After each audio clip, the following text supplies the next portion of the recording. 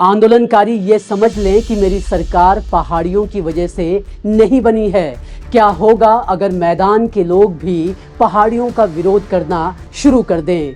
मेरे एक इशारे पर लोग सड़कों पर उतर आएंगे। 17 अगस्त 1994 को संयुक्त उत्तर प्रदेश के तत्कालीन मुख्यमंत्री मुलायम सिंह यादव ने लखनऊ से ये बयान दिया था और ये बयान तब दिया गया जब पूरा पहाड़ मुलायम सरकार के 27% आरक्षण के विरोध में सुलग रहा था। यही वो मुद्दा था जिसने अलग उत्तराखंड राज्य के आंदोलन को तेज किया था और मांग उठाई गई थी कि पहाड़ निवासियों को अलग राज्य दिया जाए। और मुलायम सिंह के इस बयान के ठीक 30 साल बाद एक और बयान सुन लीजिए। यदि आप इस तरह से व्यवहार करेंगे और पहाड़ी देशी और ये सब उस पर ले जाएंगे तो क्या इस पहाड़ की जो हमने मांग की थी, जो हमने आंदोलन किया था, क्या इसलिए किया था? क्या हमने योगदान इसलिए दिया था क्या? लेकिन इस प्रकार से पहाड़ियों को कहा, पहाड़ को कहा। माननीय अध्यक्ष जी, ये बहुत गलत बात है। माननीय अध्यक्ष जी, मैं इसका आप ये विषय हो जाएगा बाद में, पहले इसी में बात हो जाए। मतलब कोई बात है क्या? मतलब पहाड़ी देशी क्या ये उत्तराखंड किसी पहाड़ के लोगों के लिए बना? जो और पहाड़ में है कौन? कोई मध्य प्रदेश से आया, कोई राजस्थान से आया, कोई कहीं से आया। तो पहाड़ी देश में क्यों बांटना चाह रहे? क्यों प्रदेश को आप विखंडन की स्थिति में ले जाना चाह रहे हैं? क्यों प्रदेश को बांटने चाह रहे हैं? कौन सी स्थिति में ले जाना चाह रहे हैं आप हमारे उत्तराखंड को? ये उत्तराखंड सिर्फ पहाड़ियों के लिए बना है क्या? हमारे वित्त मंत्री प्रेमचंद अग्रवाल का ये वो मासूम सवाल है जिसका जवाब राज्य बनने के दिन से ही हुक्मरानों को गाहे बगाहे याद दिलाया जाता है। लेकिन उसके बाद भी ये नेता भूल जाते हैं कि हाँ, उत्तराखंड एक पहाड़ी राज्य है। वो पहाड़ी राज्य जिसकी योजनाएं और परियोजनाएं पहाड़ के लिहाज से बननी थी। वो पहाड़ी क्षेत्र जहां मुलायम सिंह सत्ता में रहते हुए पहाड़ियों को धमका सकते हैं और प्रेमचंद अग्रवाल भी भूल सकते हैं कि वो एक पहाड़ी राज्य के वित्त मंत्री हैं। लेकिन क्या पहाड़ी राज्य होने का मतलब मैदान विरोधी होता है? तो जवाब है नहीं। पहाड़ी राज्य उत्तराखंड ना मैदान विरोधी है और ना ही कभी था। ऐसे में सवाल उठता है कि ये पहाड़ी वर्सेस देसी की लड़ाई कब और कैसे शुरू हुई? जवाब इस रिपोर्ट में आगे है और इस सवाल का जवाब देने के साथ ही जानेंगे कि क्यों इस राज्य में मैदान से ज्यादा पहाड़ की बात करना जरूरी है। इसका जवाब हम आपको हवाई नहीं देने वाले, बल्कि तथ्यों और आंकड़ों की जुबानी आपको हम बताने वाले हैं। और जवाब जानने के बाद आप भी कहेंगे कि हाँ, मैदान के मुकाबले पहाड़ की बात करना ज्यादा जरूरी है। इसके साथ ही जानने की कोशिश करेंगे कि आखिर क्यों और कैसे सत्ता में बैठे नेता आसानी से पहाड़ को अपशब्द कहकर निकल जाते हैं। इस एपिसोड में हम करने वाले हैं कैबिनेट मंत्री प्रेमचंद अग्रवाल के भाषण का पूरा विश्लेषण। इस एपिसोड में हमारी कोशिश उनकी तरफ से उठाए गए हर सवाल का जवाब तथ्यों और आंकड़ों के आधार पर देने की है। आज जिस पहाड़ विरोधी बयान का सत्ता पक्ष और विपक्ष दोनों ही कड़ी निंदा कर रहे हैं, कैसे इन्हीं नेताओं ने उसी पहाड़ की अनदेखी की है। देखिए नेताओं के इस विरोध और समर्थन का आंकड़ों की जुबानी संपूर्ण विश्लेषण।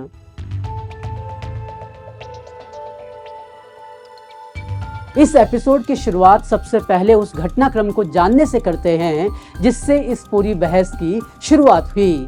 बात है 21 फरवरी 2024 की। विधानसभा में बजट को लेकर चर्चा हो रही थी। वित्त मंत्री प्रेमचंद अग्रवाल बोल रहे थे कि तभी कांग्रेस के एक विधायक ने टिप्पणी कर दी। कांग्रेस विधायक ने अपने शब्दों से जताया कि अग्रवाल पहाड़ियों के खिलाफ बोल रहे हैं। इस टिप्पणी को सुनकर प्रेमचंद आग बबूला हो गए। इस पर अग्रवाल ने कहा कि क्या हमने इस तरह लड़ने के लिए राज्य लिया था? क्या उत्तराखंड सिर्फ पहाड़ियों का है? और पहाड़ में है कौन? कुछ मध्य प्रदेश से आए हैं, कुछ राजस्थान से आए। उन्होंने कहा कि आप उत्तराखंड को कुमाऊं गढ़वाल पहाड़ी देसी में बांट रहे हैं। आरोप है कि इस दौरान उन्होंने पहाड़ियों के लिए अपशब्द का इस्तेमाल भी किया है और यही वजह है कि पूरे प्रदेश में अग्रवाल को बर्खास्त करने की मांग उठाई जा रही है। इस घटनाक्रम पर विपक्षी दलों ने ही नहीं बल्कि सत्ता पक्ष के नेताओं ने भी आपत्ति जताई है। खुद सीएम धामी ने डैमेज कंट्रोल करने की कोशिश की है। उसके बाद भी इस मुद्दे पर लोग अपना विरोध दर्ज करा रहे हैं। लेकिन सवाल उठता है कि शांत पहाड़ी इतने अशांत क्यों हो गए हैं? अब इस सवाल का जवाब तो हम आगे लेंगे ही, लेकिन सबसे पहले बात करते हैं उत्तराखंड में देसी वर्सेस पहाड़ी नाम की बला की। उत्तराखंड में वैसे तो पहाड़ वर्सेस मैदान की बहस तब ही जन्म ले चुकी थी जब 1890 के दशक में पहली बार अलग राज्य की मांग उठाई गई। तब कहा गया कि कुमाऊं की परंपराएं और भाषा दूसरे राज्यों से काफी अलग हैं, इसलिए इनका संरक्षण करने के लिए जरूरी है कि इसे अलग राज्य बनाया जाए। 1946 में कुमाऊं केसरी बद्रीदत्त पांडे ने उत्तर प्रदेश के पहाड़ी क्षेत्र के लिए एक अलग प्रशासनिक इकाई बनाने की मांग भी उठाई। आजादी के बाद जब राज्यों का गठन हुआ तो इस पहाड़ी क्षेत्र की दयनीय स्थिति को देखते हुए इसे अलग राज्य बनाने का सुझाव दिया गया। हालांकि संयुक्त प्रांत के प्रधानमंत्री डॉक्टर वल्लभ भाई पंत ने इसे अस्वीकार कर दिया।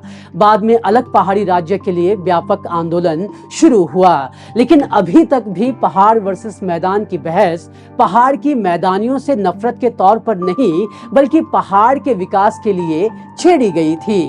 90 के दशक में जब मुलायम सिंह की सरकार ने 27% रिजर्वेशन का फैसला लिया, तब पहाड़ियों को लगा कि ये उनके हक छीने जाने की साजिश की जा रही है। दरअसल पहाड़ में सिर्फ 2% लोग ही थे जिन्हें इस आरक्षण का फायदा मिलता। मतलब साफ था कि इस आरक्षण के जरिए पहाड़ों में भी मैदानी क्षेत्रों के लोगों को आरक्षण मिलता और इससे पहाड़ियों के हक और मारे जाने का खतरा था। पहाड़ियों के इस आरक्षण का विरोध करना था कि मुलायम ने पहाड़ी वर्सेस देसी की खाई बनानी शुरू कर दी। इस एपिसोड की शुरुआत में दिया गया उनका बयान इसी का एक नमूना था। पहाड़ी वर्सेस देसी की इस लड़ाई को नेताओं ने जन्म दे दिया था, लेकिन आम पहाड़ी कभी भी इस नैरेटिव का हिस्सा नहीं बने। वो लगातार अलग पहाड़ी राज्य की मांग उठाते रहे और इस मांग का एक ही उद्देश्य था कि जो विकास लखनऊ में बैठी सरकार नहीं कर पाती है, वो अलग राज्य बनने पर हो जाएगा। बाद में जब अलग उत्तराखंड राज्य बना तो इसमें हरिद्वार और रुड़की को भी शामिल कर लिया गया था। समाजवादी पार्टी और बहुजन समाज पार्टी ने इसका जमकर विरोध किया।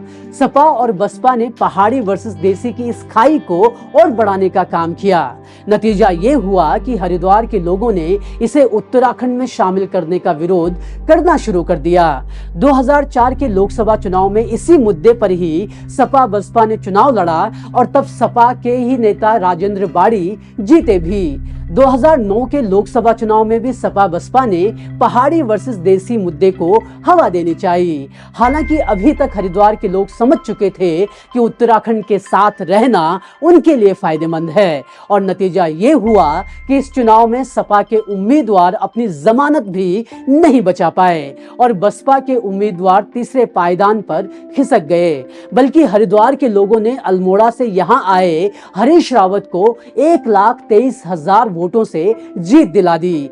इससे साफ हो गया कि पहाड़ी वर्सेस देसी की लड़ाई उत्तराखंड में कभी टिक ही नहीं सकती है और ये सिर्फ एक राजनीतिक मुद्दा है जिसे नेतागण अपनी सुविधा अनुसार उठाते रहते हैं। आज भी भू कानून और मूल निवास के लिए जो आंदोलन हो रहे हैं उसमें भी साफ कहा जा रहा है कि ये आंदोलन मैदानी क्षेत्र के लोगों के खिलाफ नहीं बल्कि पहाड़ के अपने अधिकारों की लड़ाई है। लेकिन नेता तो नेता ठहरे, वो इसे भी क्षेत्रवाद की परिभाषा में ला ही देते हैं। हालांकि जब भी बात विकास के मुद्दों की आती है तो जरूर पहाड़ वर्सेस मैदान के बीच तुलना होती है। 2022 के चुनाव के बाद हुए एक सर्वे से भी ये बात पता चलती है। 40% पहाड़ी वोटर का मानना है कि मैदानी क्षेत्र के लिए पहाड़ से भेदभाव किया जाता है। वहीं 43% का कहना है कि पहाड़ के साथ भेदभाव नहीं होता। दूसरी तरफ 37% मैदानी वोटर भी मानते हैं कि पहाड़ के मुकाबले मैदान के लोगों के साथ भेदभाव किया जाता है, जबकि 32% लोग कहते हैं कि ऐसा नहीं होता। यानी कि पहाड़ के हो चाहे मैदान के, सबको लगता है कि उनके साथ भेदभाव हो रहा है। लेकिन विकास कार्यों के मोर्चे पर असल में किसके साथ भेदभाव होता है वो आपको आगे पता चलेगा, लेकिन उससे पहले प्रेमचंद अग्रवाल जी के उस सवाल का जवाब देना जरूरी है जिसमें उन्होंने पूछा था कि क्या उत्तराखंड सिर्फ पहाड़ के लोगों के लिए बना है? क्या उत्तराखंड सिर्फ पहाड़ियों का है जी नहीं, ये देवभूमि सिर्फ पहाड़ियों की नहीं बल्कि सभी उत्तराखंडियों की है और इसमें मैदानी क्षेत्र में रहने वाले लोग भी शामिल होते हैं। अब यहाँ पर आप एक सवाल और पूछ सकते हैं कि जब सब आते हैं तो फिर इसे पहाड़ी राज्य क्यों बुलाते हैं? क्यों यहाँ हर बात को घुमाकर पहाड़ तक ले जाया जाता है? क्यों यहाँ जब देखो तब पहाड़, पहाड़ी, पहाड़वाद की बहस होती रहती है? अब देखिए, उत्तराखंड को पहाड़ी राज्य कहा जाता है क्योंकि इसका ज्यादातर क्षेत्र पहाड़ों से घिरा हुआ है। आंकड़ों से समझिए, उत्तराखंड का कुल भौगोलिक क्षेत्र 53.5 लाख हेक्टेयर है। इसमें 46 लाख हेक्टेयर यानी 86% हिस्सा पहाड़ी क्षेत्र है। बाकी 7 लाख हेक्टेयर यानी 14% मैदानी है। यहाँ के 13 में से 10 पहाड़ी और 3 मैदानी जिले हैं। सिर्फ क्षेत्र की वजह से उत्तराखंड पहाड़ी नहीं है, बल्कि अलग राज्य के लिए जो आंदोलन लड़ा गया, जिन शहीदों ने अपने प्राण दिए, उन्होंने भी एक पहाड़ी राज्य की परिकल्पना की थी। एक ऐसा पहाड़ी राज्य जहां इस पहाड़ के 16,000 से ज्यादा गांवों का विकास होगा। अलग उत्तराखंड बनाया ही इसलिए गया था क्योंकि लखनऊ में बैठकर मैदानी क्षेत्र के लिहाज से बनाई गई नीतियां यहां पर काम नहीं कर रही थी। मैदान में बैठी सरकार को ही अपने राज्य के इस पहाड़ी क्षेत्र से बहुत ज्यादा मतलब नहीं था। इन्हीं सब वजहों से एक पहाड़ी राज्य उत्तराखंड लिया गया। हालांकि नेताओं की चली तो जल्द ही ये पहाड़ी राज्य मैदानी राज्य में तब्दील हो जाएगा। सदन में पक्ष और विपक्ष दोनों भले ही कितना पहाड़वाद पर भाषण दे दें, लेकिन सच्चाई ये है कि किसी को पहाड़ से कोई मतलब नहीं रह गया है। विधानसभा में पहाड़ का प्रतिनिधित्व करने में किसी को रुचि नहीं है।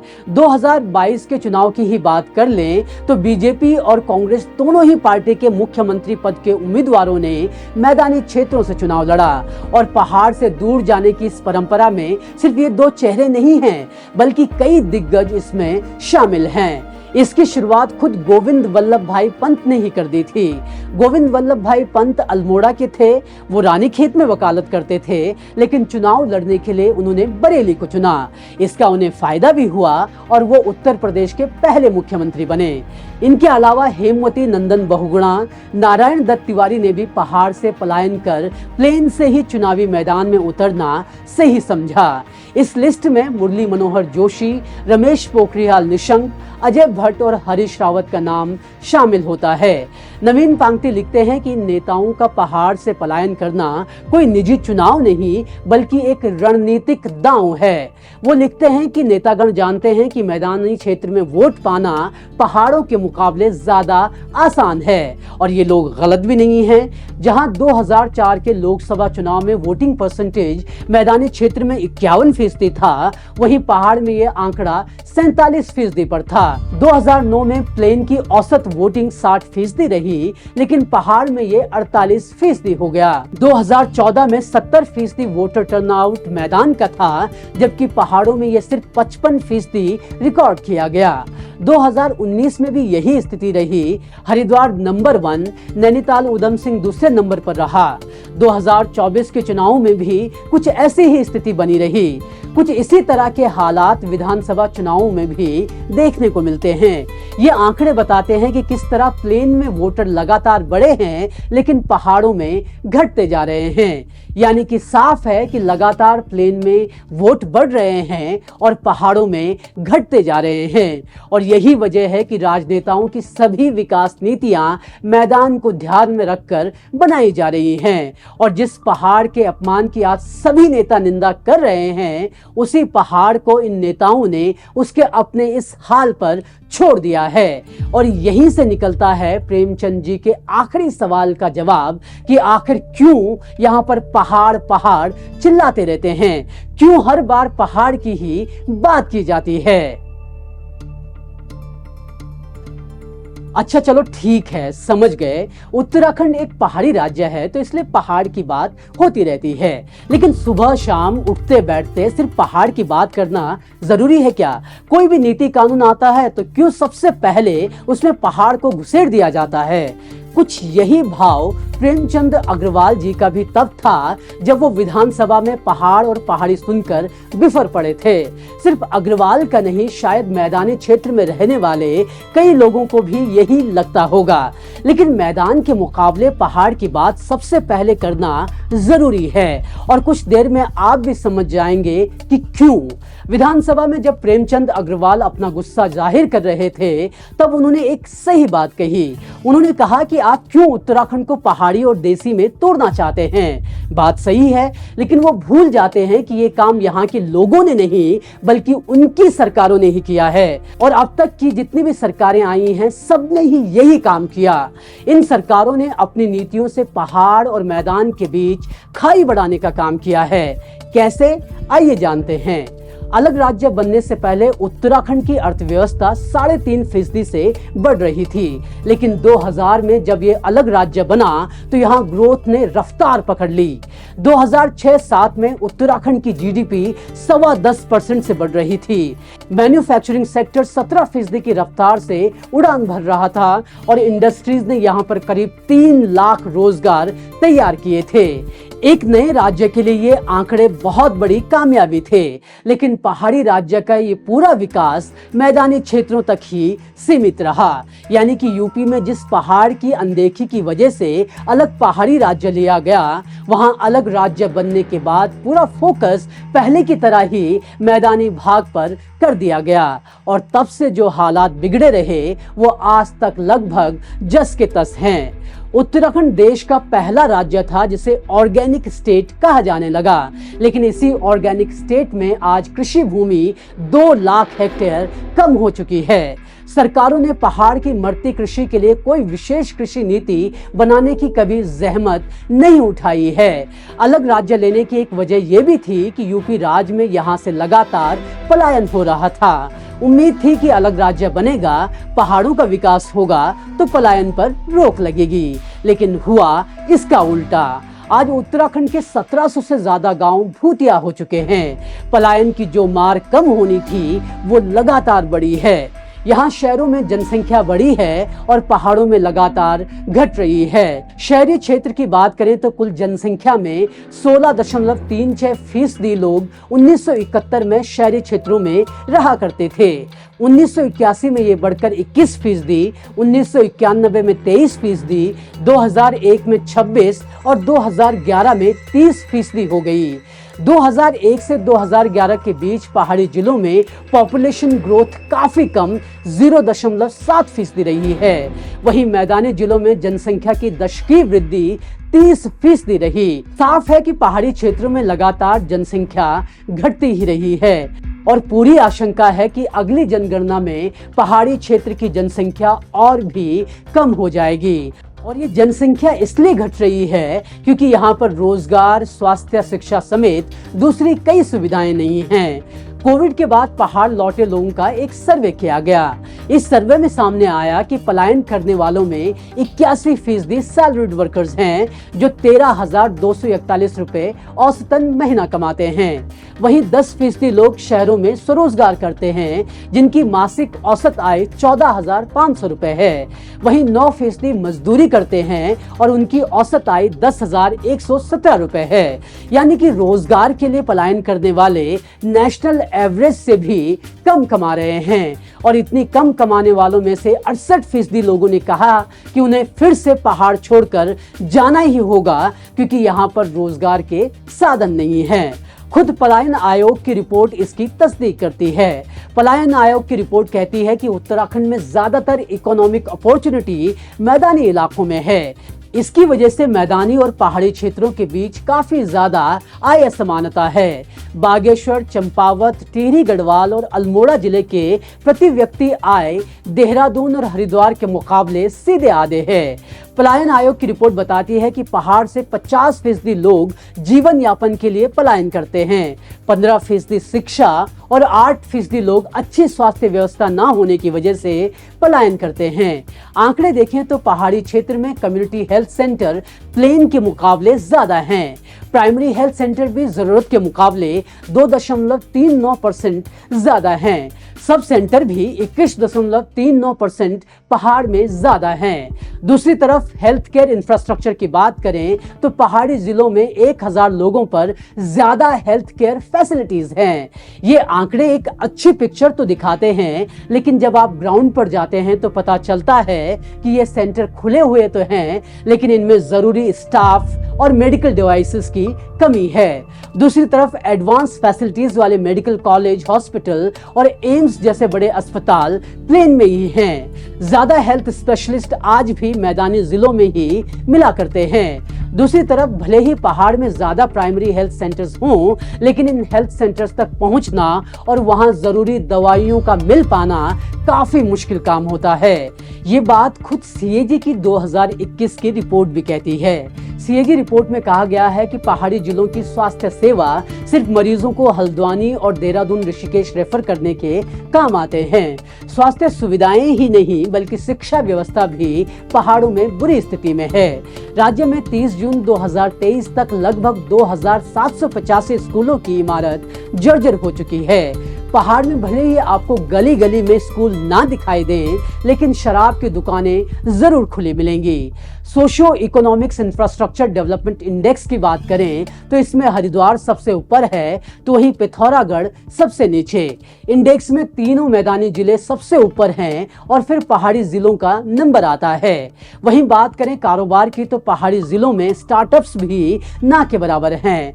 पहाड़ी जिले में लगभग 27% स्टार्टअप्स हैं, वहीं मैदानी क्षेत्र में 73% स्टार्टअप्स चल रहे हैं। जो स्टार्टअप्स पहाड़ी जिलों में काम कर रहे हैं, उन्हें मैदानी क्षेत्र में काम करने वाले स्टार्टअप्स के मुकाबले फंडिंग और इंफ्रास्ट्रक्चर के मोर्चे पर कई चुनौतियों का सामना करना पड़ता है। और ये स्थिति इसलिए है क्योंकि सरकारों का फोकस मैदानी जिले हमेशा रहे हैं। 2021-22 में जिला योजना के तहत जहां सरकार ने देहरादून को 73 करोड़ की फंडिंग दी, वहीं रुद्रप्रयाग को महज 38 करोड़ का फंड मुहैया किया गया। इसी साल की प्रति व्यक्ति आय में भी ये फर्क नजर आता है। देहरादून के लिए जहां प्रति व्यक्ति आय 2,55,000 थी, वहीं चंपावत के लिए यह आंकड़ा 1,16,000 रुपए था। तथ्य और आंकड़े साफ बताते हैं कि सरकार का पूरा फोकस मैदानी क्षेत्रों पर है। सरकारों का मैदानी क्षेत्र से इसी लगाव का नतीजा है कि IIM, सिडकुल और एम्स जैसे बड़े संस्थान मैदानी जिलों को मिलते हैं। दूसरी तरफ पहाड़ी जिलों के लिए कोई विशेष इंतजाम नजर नहीं आते। उत्तराखंड को जिन वजहों से पहाड़ी राज्य बनाया गया था, विकास की वही मांगें आज भी पूरी नहीं हो पाई हैं, क्योंकि पहाड़ी जिले अभी भी पिछड़े हुए हैं और मैदानी जिलों के पास वो सब कुछ है जो जरूरी है। इसलिए पहाड़ की बात करना बनता है। और जब पहाड़ की बात होती है तो मैदानी क्षेत्र का विरोध नहीं, बल्कि सिर्फ पहाड़ के हालात बेहतर करने की मांग उठाई जाती है। और पहाड़ को गाली देना नेताओं के लिए इसलिए भी आसान हो जाता है क्योंकि पहाड़ के लोग शांति से अपनी बात रखते हैं। सरकारों पर अक्सर आरोप लगते रहते हैं कि इन्होंने उत्तराखंड को एक और प्रयोगशाला बनाकर रख दिया है, और कई बार सरकार के फैसलों से ये सच होता भी नजर आता है। तो अगली बार जब कोई आपसे पूछे कि पहाड़ की रट क्यों लगाई जाती है, तो बता दीजिएगा कि एक पहाड़ी राज्य में पहाड़ ही सबसे ज्यादा पिछड़ा हुआ है और इसीलिए पहाड़ का शोर करना बहुत जरूरी है।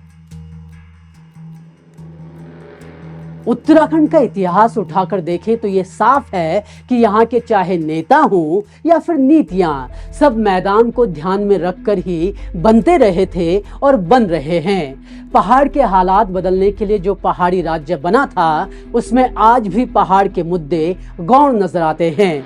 पक्ष विपक्ष आज भले ही एक दूसरे पर पहाड़ के नाम पर हमलावर हों, लेकिन सभी जानते हैं कि पहाड़ का विकास और पहाड़ के मुद्दे उनके लिए बहुत ज्यादा मायने नहीं रखते, क्योंकि अगर रखते तो 25 सालों के उत्तराखंड में सबसे पहले पहाड़ के हालात बदल रहे होते।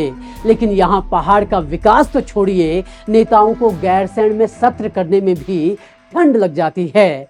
इसमें कोई दो राय नहीं है कि पहाड़ के विकास के लिए नीतियां तैयार की गई। कई ऐसी योजनाएं लाई भी जा रही हैं जिनसे यहाँ के हालात सुधारने की उम्मीद है, लेकिन ये भी सच है कि ये सब प्रयास ईमानदारी से नहीं किए जाते हैं। पलायन की मार झेल रहे पहाड़ी जिले दिन प्रतिदिन खाली होते जा रहे हैं। लोग ही क्या, नेता भी अब पहाड़ी जिलों से पलायन करने लगे हैं और आने वाले दिनों में ये स्थिति और बदतर होती जाएगी। और ऐसा ना हो इसलिए ज़रूरी है कि पहाड़ के मुद्दे उठाए जाएं, पहाड़ की बात की जाए, पहाड़ के खिलाफ बयानबाजी करने वाले नेताओं को बताया जाए कि हर बार पहाड़ियों को नीचा दिखाना और या फिर उनकी अनदेखी करना नहीं चल सकता। और जैसा हमने कहा कि पहाड़ की बात करना मैदान का विरोध करना नहीं है, बल्कि अपने हालात सुधारने के लिए गुहार लगाना है। पहाड़ और मैदान के बीच का यही फर्क अगले परिसीमन में उत्तराखंड के पहाड़ी जिलों को और कमजोर कर सकता है। जी हाँ, कैसे परिसीमन उत्तराखंड के पहाड़ पर एक और चोट कर सकता है, उस पर देखिए हमारी ये रिपोर्ट। और इसके साथ ही अगर आपको ये रिपोर्ट पसंद आई हो तो इसे लाइक और शेयर ज़रूर करें और साथ ही हमारे चैनल को सब्सक्राइब भी ज़रूर करें, क्योंकि हम पहले भी पहाड़ की बात करते रहे हैं और आगे भी पहाड़ की बात करते रहेंगे, लेकिन तथ्यों और आंकड़ों के साथ में। तो अगर आपको हमारा ये प्रयास पसंद आए तो सब्सक्राइब ज़रूर करें, ताकि हम आपके लिए लगातार ऐसे ही काम करते रहें। धन्यवाद।